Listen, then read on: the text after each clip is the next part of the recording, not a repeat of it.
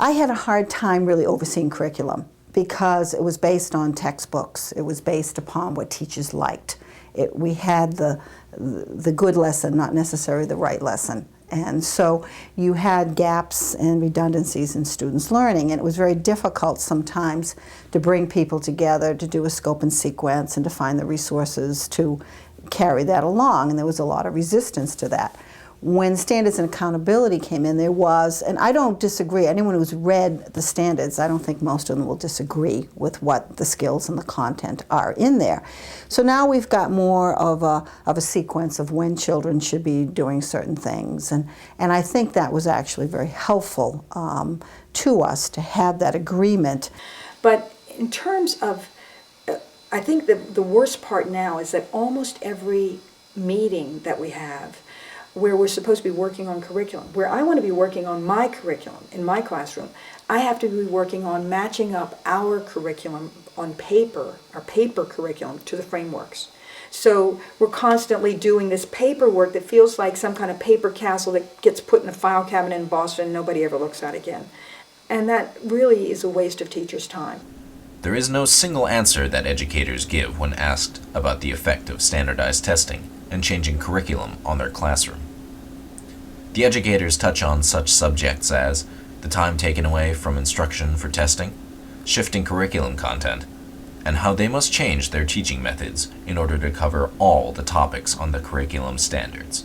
I mean, that's our job, to prepare them and to make them feel at ease and comfortable with the curriculum. But the curriculum has changed so much, so that what focus we used to have would be teaching with themes or projects and a variety of hands-on materials, and that is no longer how we teach.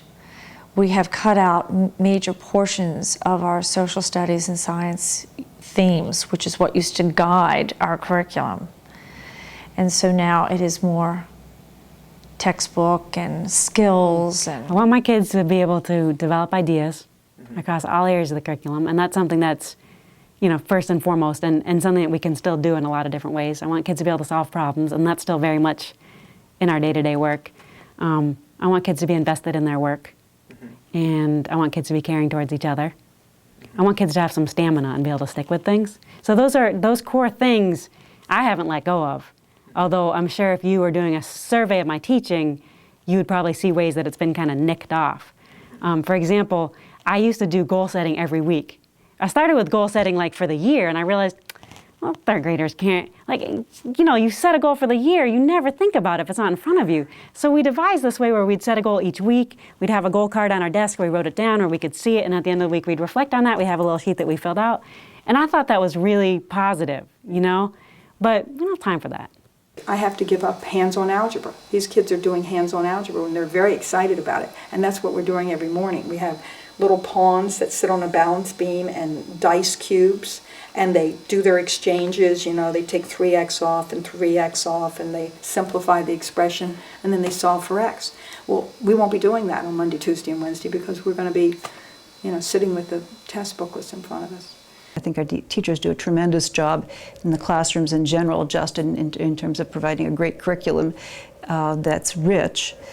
But because of the MCAS, there are terms, there are ways in which things are phrased that you want to make sure that kids get exposed to. So invariably, teachers have taken on some role in preparation, and it's not as if we teach to the test, but even with the very best of teachers here, we feel we would be remiss if we didn't expose them to, guess what, this is how a question's going to go. This is what the state may say, even though we would never use that term. And we have to think of extremely creative ways to keep the kids engaged, while at the same time explaining to them, well, we know that school should be fun and you should enjoy it, but the bottom line is, it's pretty hard work.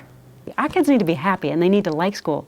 So there's this real pressure between really meeting the needs of individual kids and really making sure school's working for them, and also making sure that you're hitting all these frameworks in all these areas.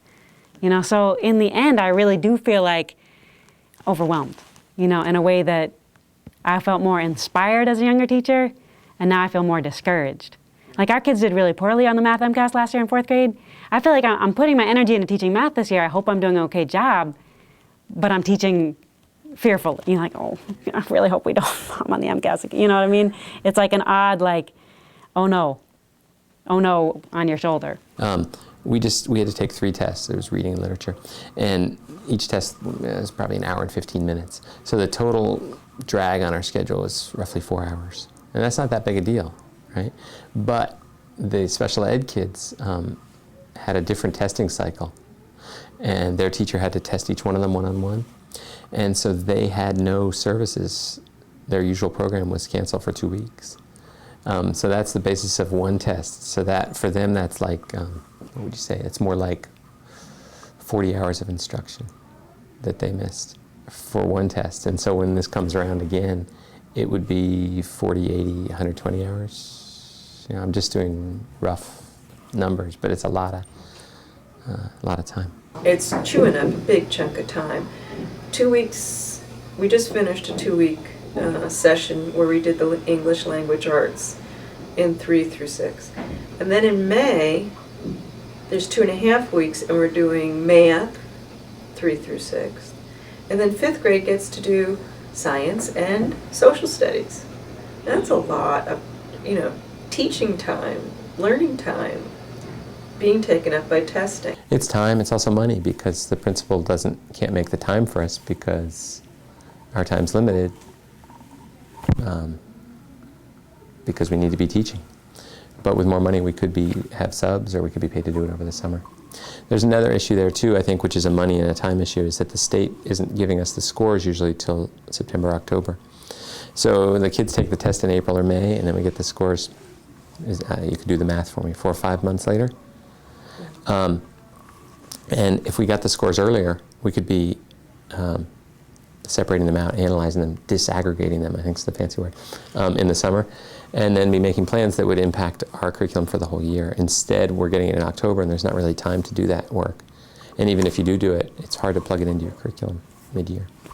So I think that the state needs to put more, if the state were to put more money in, they could get the scores more quickly to us, and then if we had more money, we could be meeting over the summer.